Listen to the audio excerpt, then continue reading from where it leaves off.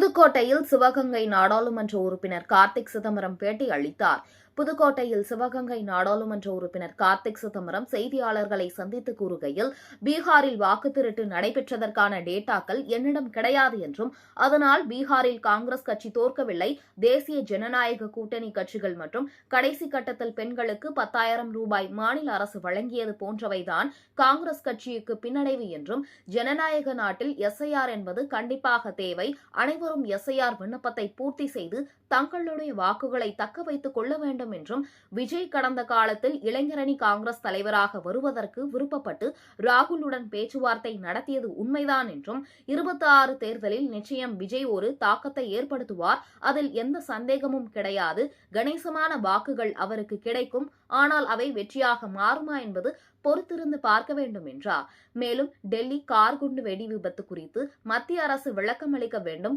பாதுகாப்பு குறைபாடு இருந்ததா என்பது குறித்தும், மத்திய படைகள் பயன்படுத்தும் துப்பாக்கி குண்டுகள் அங்கு கண்டுபிடிக்கப்பட்டது தொடர்பாகவும், எங்கிருந்து அந்த குண்டுகள் அவர்களுக்கு கிடைத்தது என்பது குறித்தும் விளக்கம் அளிக்க வேண்டும். இதுகுறித்து நாங்கள் வரும் பாராளுமன்ற கூட்டத்தொடரில் கேள்வி எழுப்புவோம் என்றும் அவர் கூறினார்.